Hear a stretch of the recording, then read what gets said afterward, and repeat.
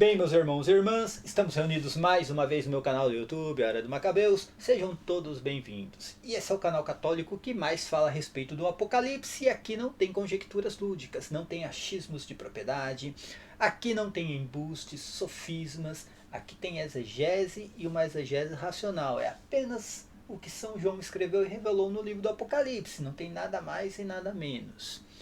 E hoje eu quero falar sobre a doutrina dos 12 apóstolos, ou o catecismo dos 12 apóstolos, o que chamamos de Didaquê. Esse é um documento muito importante.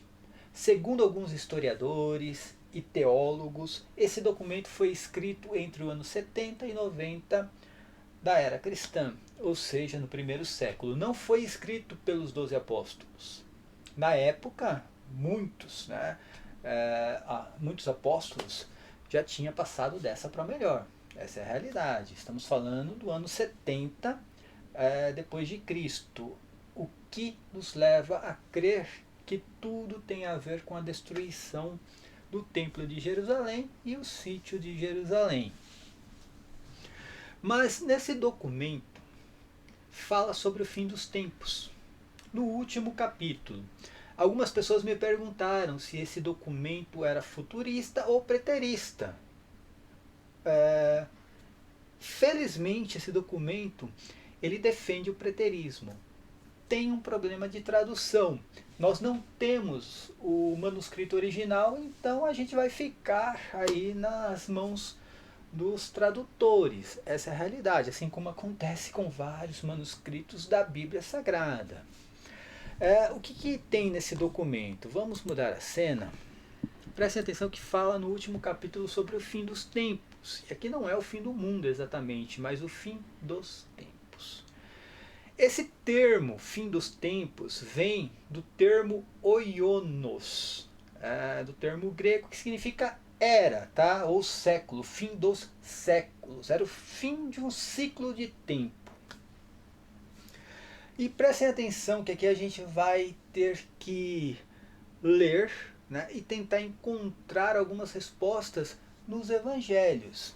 No primeiro parágrafo diz assim: vigie sobre a vida uns dos outros. Não deixe que sua lâmpada se apague, nem afrouxe o cinto dos rins. Fique preparado, porque você não sabe a que horas nosso Senhor chegará. Será que o autor aqui estava se referindo ao fim do mundo? A ressurreição do último dia? Fica uma interrogação. O Senhor chegará para quê? Essa é a pergunta. Vamos continuar lendo. Reúna-se com frequência para que, juntos, procurem o que convém a você, porque de nada lhe servirá todo o tempo que viveu a fé, se no último instante não estiver perfeito. Olha só, segundo parágrafo falando sobre a fé, o último instante, mas o que seria esse último instante? Seria o último dia da vida aqui na Terra? Vamos continuar. De fato, nos últimos dias se multiplicarão os falsos profetas, e os corruptores, as ovelhas, se transformarão em lobos, e o amor se converterá em ódio. Parece que essa frase a gente já viu em algum lugar, né? Os últimos dias, os falsos profetas. Tem lá em Mateus 24, gente. Tem também na carta de São Pedro. São Paulo fala sobre isso. São Tiago também.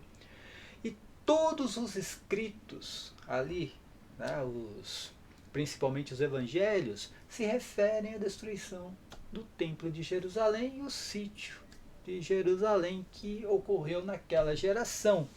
Então prestem atenção que quem escreveu, né, a doutrina dos 12 apóstolos estava citando aqui partes do evangelho. É lógico que naquela época não tinha um livro ainda dos evangelhos, a Bíblia Sagrada não estava edificada, mas ele tinha recebido isso oralmente, quem escreveu, ou as pessoas que escreveram, né? Eles receberam isso oralmente. No quarto parágrafo diz assim: Aumentando a injustiça, os homens se odiarão. A gente já viu isso aqui também em Mateus 24, né? Se perseguirão e se trairão mutuamente. Então o sedutor do mundo aparecerá como se fosse o Filho de Deus. A gente também já viu isso aqui. A gente viu isso aqui em Mateus 24 também, né? Os falsos cristos. Imagina, os falsos cristos. E fará sinais e prodígios. Isso também a gente já viu. São Paulo fala disso, sobre o mistério da iniquidade. E, continuando, a terra será entregue às suas mãos e cometerá crimes como jamais foram cometidos desde o começo do mundo. A gente também já viu isso aqui em Mateus 24, né? Sobre o que iria acontecer com a terra, coisas que nunca mais iriam acontecer e que não tinha acontecido desde o começo do mundo. Jesus Cristo diz isso daí. E aí aparece o termo terra aqui. Então prestem atenção, está falando sobre a terra. A terra naquela época era uma porção de terra, um local habitado. Não era o planeta Terra, não se tratava do planeta Terra. Até porque, como eu já falei, vou fazer um vídeo ainda sobre a origem do termo terra, como que isso foi empregado dentro das escrituras. Vou falar da Pangeia, porque no início só existia um continente, por isso que, né, quando se referia ao termo terra, se referia a esse continente que era a Pangeia, total, um continente total, que depois se separou e formou outros continentes. Mas voltando aqui para o assunto, aqui no quarto parágrafo vai dizer, né, a terra será entregue em suas mãos e cometerá crimes como jamais foram cometidos desde o começo do mundo. Que terra é essa? É a terra de Jerusalém, gente. É a terra de Israel, na verdade, né? A terra de Israel. E quais são esses crimes aqui? Exatamente a perseguição apostólica, como aconteceu lá no primeiro século. Então, no quinto parágrafo diz assim: então toda criatura humana passará pela prova do fogo e muitos escandalizados perecerão. O que aconteceu durante a destruição do templo? O que aconteceu, né, durante o sítio de Jerusalém? Eles passaram pela prova do fogo. Os israelitas passaram pela prova do fogo. E muitos escandalizados com tudo aquilo pereceram. Aconteceu isso daí. Está lá nos livros de Joséfo. No entanto, aqueles que permanecerem firmes na fé serão salvos por aquele que os outros amaldiçoam. Também a gente já viu isso aqui nos evangelhos, né? E no último parágrafo, prestem atenção que aqui está o X da questão. Aqui está a resposta de tudo isso aqui. Será que o Didaquê, ou a doutrina dos 12 apóstolos, se refere ao último dia, aquela vinda de Cristo, né, no último dia, ou está se referindo à destruição de Jerusalém? Prestem atenção. Então, aparecerão os sinais da verdade. Primeiro, o sinal da abertura no céu. Depois, o sinal do toque da trombeta. E em terceiro, a ressurreição dos mortos. Olha só, está falando da ressurreição dos mortos. E no parágrafo 7 diz assim: sim, a ressurreição, mas não de todos, conforme foi dito. O Senhor virá e todos os santos estarão com ele. Então não é a ressurreição de todos. Não está falando da segunda ressurreição, que é a ressurreição do último dia.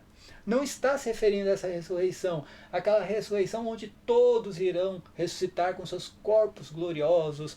E então, sim, terá o arrebatamento, e aquilo é o último dia da vida aqui no planeta, no mundo, tá? Tá falando da primeira ressurreição. E qual é a primeira ressurreição? Aquela ressurreição espiritual, depois da grande tribulação.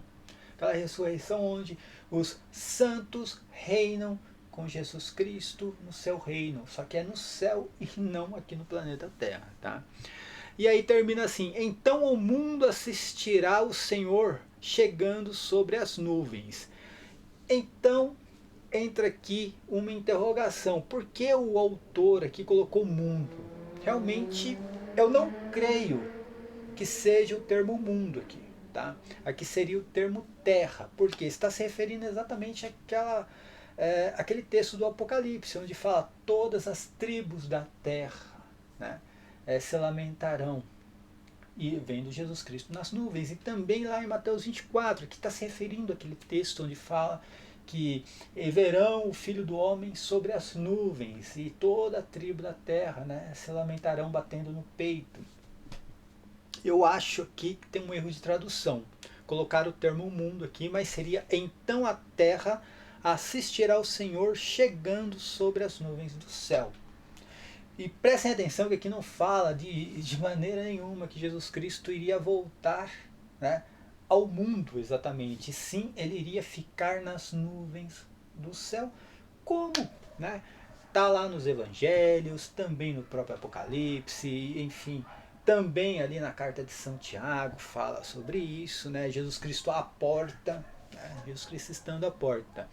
Então, gente, prestem atenção, essa doutrina dos 12 apóstolos, falando do fim dos tempos, se referia exatamente, né, o fim daquela era. Também a mesma coisa, como está lá em Mateus 24 e também no próprio Apocalipse. Era o fim daquele mundo. Você pode até traduzir esse termo, né, aionos, como mundo, não tem problema. Só que você tem que ter a inteligência e o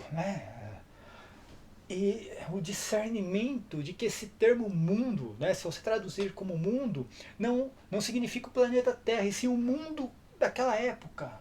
Né, uma mudança no mundo, de um mundo para o outro mundo. Creio eu que é um erro traduzir isso como mundo, tá? Tem que traduzir como era. E aí todo mundo vai entender que era um ciclo de tempo. Que Mateus 24 estava falando exatamente do fim daquele ciclo de tempo, o fim do judaísmo, a era do judaísmo e o nascimento do cristianismo e o cristianismo, né, dominando o que era para ser do judaísmo, tá? Aquilo que está na carta aos Hebreus, eu sempre falo isso, né? A economia antiga que desapareceu para, né, o domínio da nova economia, que era o cristianismo, tá bom? Então, gente, o Didaquê, ou a doutrina dos 12 apóstolos, deixa eu voltar aqui para a cena anterior. A doutrina dos 12, eu acho que é Didaquê que se refere. Tem gente que fala Didac, né? Eu não sei agora se é Didac ou Didaquê, tá? Eu falo doutrina dos 12 apóstolos, que para mim é o catecismo dos 12 apóstolos, não foi escrito pelos 12 apóstolos, mas sim pelos discípulos que escutaram a pregação dos 12 apóstolos. E isso foi uma tradição oral. Assim, a gente não tem, infelizmente, a gente não tem os manuscritos originais. Então, alguma coisa ali ficou por conta do copista, da tradução. Eu acho que ali o termo mundo não é uma tradução correta, tá? Acho que o termo correto seria terra ali. E algumas coisas ali também poderia ser traduzido de um modo mais prático, né, para que a pessoa tivesse total ciência do que o Didaquê estava se referindo. Mas o texto não tem nada de futurismo, tá, gente? Não tem nada de apocalipse protestante aí, não.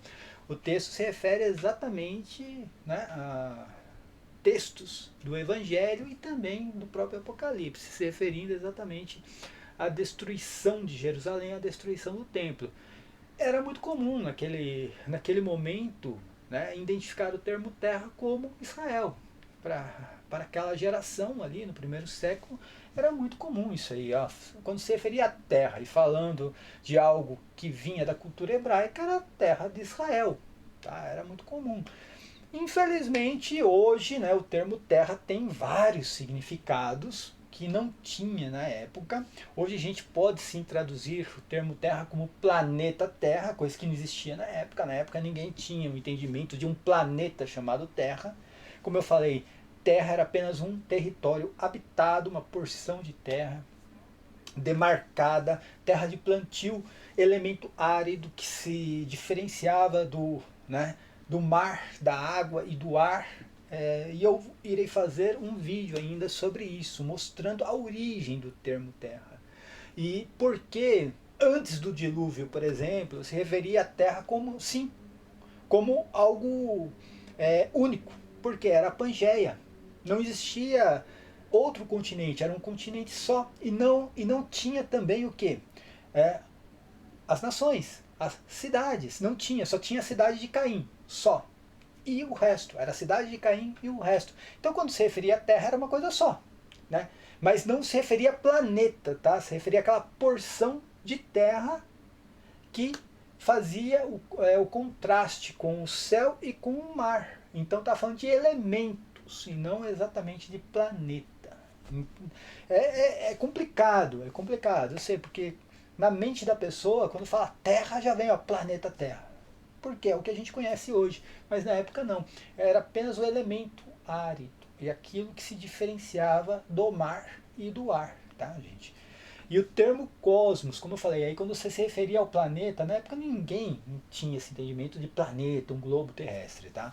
Então quando se referia ao mundo, na verdade, o mundo se referia ao cosmos, que era o universo. E aí era a mistura do elemento árido, que era a terra, tá? A terra seca, e né, o território demarcado, com o mar e o horizonte, com o ar. Aí formava o que? O universo para eles, que era o termo cosmos, que a gente consegue identificar como mundo. Tá? Voltando aqui para a doutrina dos 12 apóstolos, realmente ali não se refere ao apocalipse futurístico, e sim a destruição de Jerusalém e o fim dos tempos, mas o fim daquele tempo, daquela era, para que pudesse ter uma nova economia, que era a economia do cristianismo. Paz e bem a todos, até a próxima. Não se esqueça, gente, se inscreva no canal, por favor. Se inscreva no canal, aperta no sininho, dá o like no vídeo, compartilhe os vídeos. É muito importante, gente. Só assim você pode ajudar o meu canal e os demais canais católicos na plataforma do YouTube. Tem o link do meu Apoia-se. Quem puder contribuir com o meu Apoia-se, por favor, o link está aqui na descrição do vídeo. Tem também o PayPal e a opção do clube de membros do canal, tá? Se você não quiser o Apoia-se, tem o clube de membros do canal. Particularmente, eu prefiro aqui, ó, o QR Code aqui com a doação única, que isso vem direto para minha conta, não passa por um intermediário, né? E infelizmente, mas se você achar melhor, quiser contribuir com o canal, tem aí várias opções. As minhas redes sociais, o meu blog está fora do ar, eu estou fazendo uma mudança aí novamente, mas tem lá a minha página no Facebook, tem também o Twitter e o Instagram, tá bom? Paz e bem a todos, até a próxima, amém.